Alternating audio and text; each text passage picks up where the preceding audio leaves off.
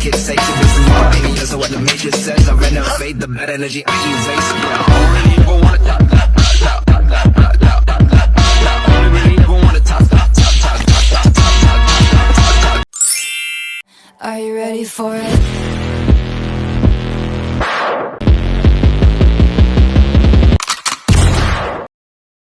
Geopolitik. Secara etimologis, dari bahasa Yunani, geopolitik berasal dari kata geo dan politik. Geo berarti bumi dan politik berarti kesatuan masyarakat yang berdiri sendiri. Geopolitik diartikan sebagai sistem politik atau peraturan-peraturan dalam wujud kebijaksanaan dan strategi nasional yang didorong oleh aspirasi nasional geografik. Dalam hal ini, kepentingan yang titik beratnya terletak pada pertimbangan geografi, wilayah, dan teritorial suatu negara yang apabila dilaksanakan dan berhasil akan berdampak langsung kepada sistem politik suatu negara. Geopolitik bertumpu pada geografi sosial atau hukum geografis mengenai situasi, kondisi, dan konstelasi geografi dan segala sesuatu yang dianggap relevan dan karakteristik geografi suatu negara. Secara umum, geopolitik adalah cara pandang dan sikap bangsa Indonesia mengenai diri, lingkungan yang berwujud negara kepulauan berlandaskan pada Pancasila dan Undang-Undang Dasar 1945. Perlu diketahui, dalam tataran hubungan internasional, geopolitik merupakan metode mempelajari politik luar negeri untuk memahami, menjelaskan, dan memprediksi perilaku politik internasional melalui variabel geografis. Hal ini termasuk dalam studi wilayah, iklim, topografi, demografi, sumber daya alam, dan ilmu terapan dalam wilayah yang sedang dievaluasi. Menurut Frederick Kretzel, geopolitik adalah sebagai suatu ilmu politik yang menjadi peletak dasar substrat struktur untuk kekuatan suatu negara dalam mewadahi pertumbuhannya. Selanjutnya, pengertian geostrategis. Geostrategi berasal dari kata geo dan strategi. Geografi merujuk pada ruang hidup nasional wadah atau tempat hidupnya bangsa dan negara Indonesia. Sedangkan strategi diartikan sebagai ilmu dan seni menggunakan semua sumber daya bangsa untuk melaksanakan kebijaksanaan tertentu dalam keadaan perang maupun damai. Dengan demikian, geostrategi adalah perumusan strategi nasional dengan memperhitungkan kondisi dan konstelasi geografi sebagai faktor utamanya.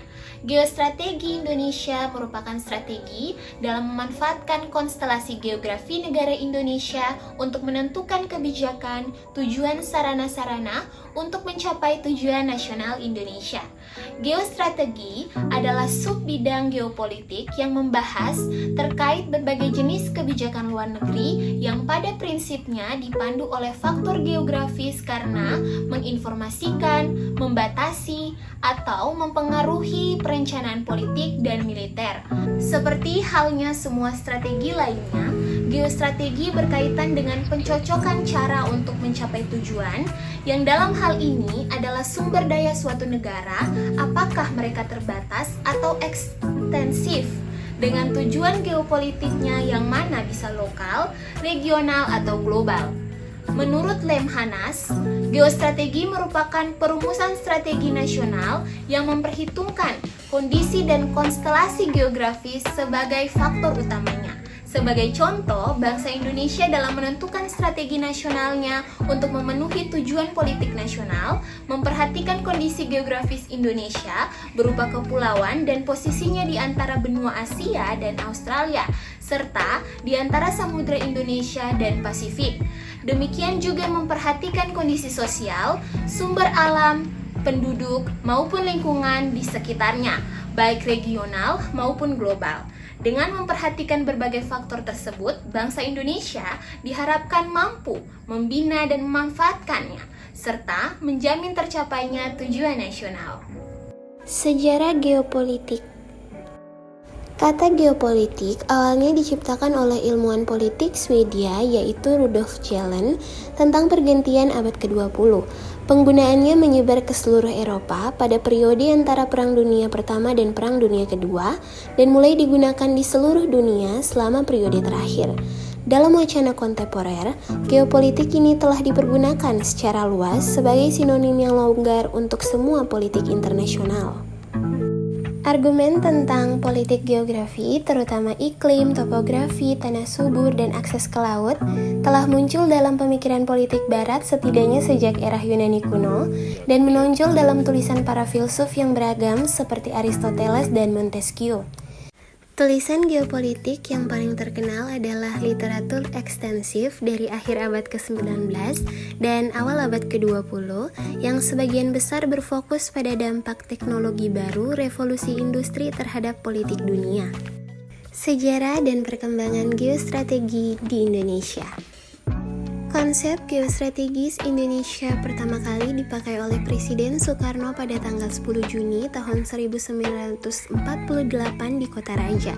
Tetapi ide ini kurang dikembangkan oleh pejabat bawahan karena seperti yang kita tahu bahwa Indonesia kembali diduduki oleh Belanda pada akhir Desember 1948 sehingga kurang berpengaruh. Akhirnya setelah pengakuan kemerdekaan dari tahun 1950, baris perkembangan politik dalam bentuk bangsa dan karakter dan bangunan yang merupakan bentuk tak langsung dari geostrategis Indonesia mirip seperti pengembangan jiwa nasional.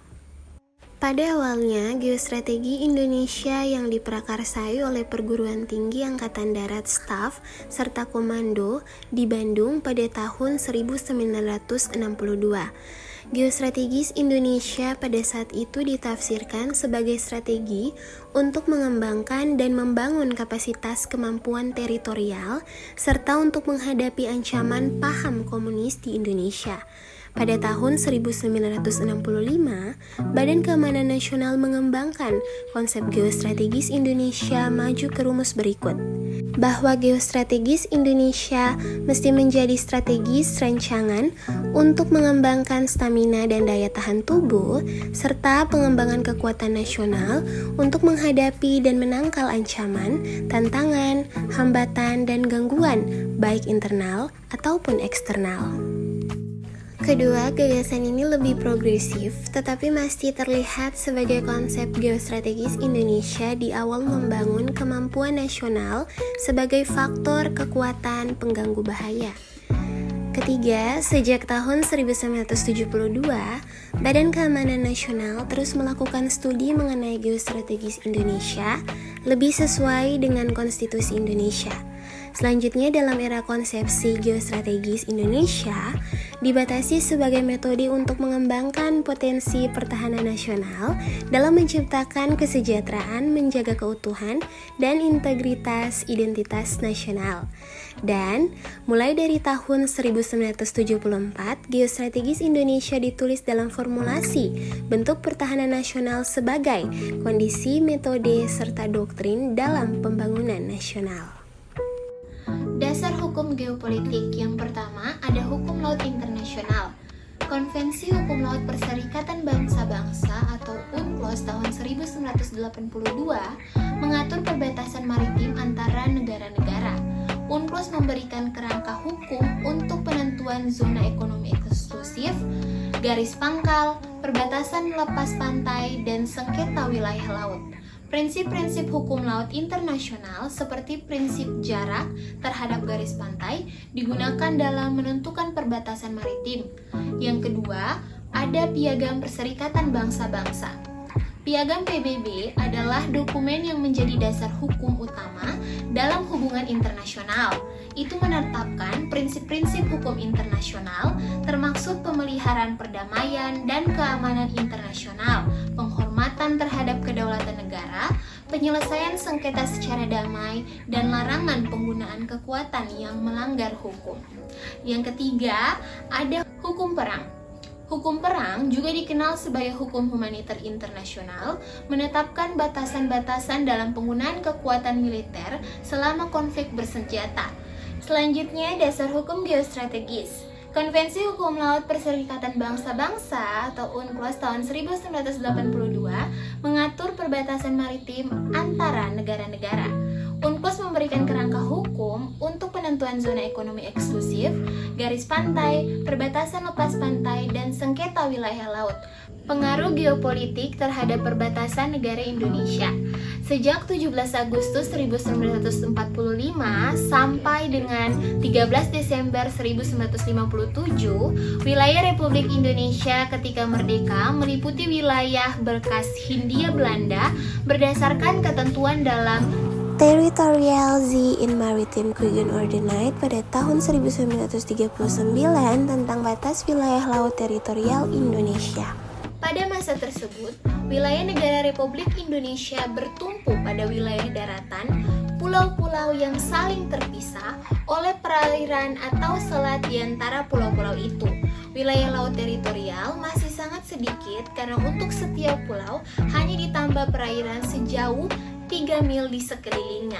Sebagian besar wilayah perairan dalam pulau-pulau merupakan perairan bebas. Hal ini tentu tidak sesuai dengan kepentingan, keselamatan, dan keamanan negara kesatuan Republik Indonesia. Yang kedua, dari Deklarasi Juanda, sejak tanggal 13 Desember 1957 sampai 17 Februari 1969.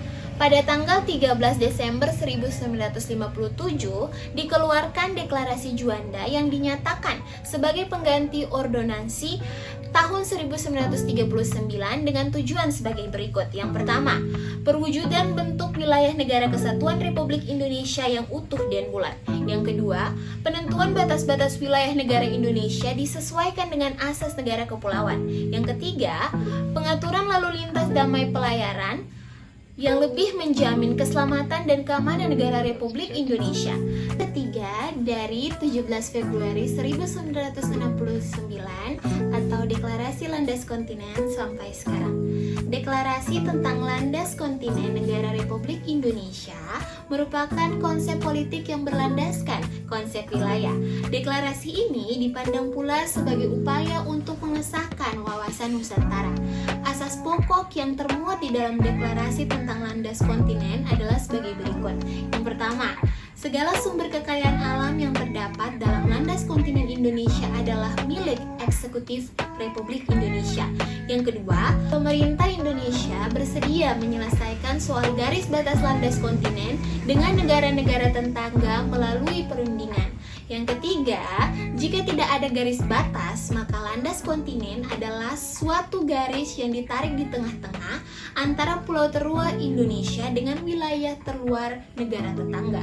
Yang keempat, klaim tersebut tidak mempengaruhi sifat serta status dari perairan di atas landas kontinen Indonesia maupun udara di atasnya.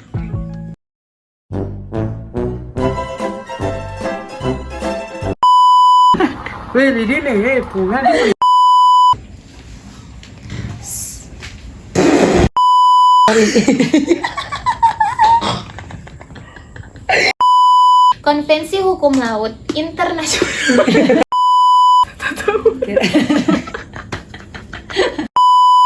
bangsa dan negara. Dan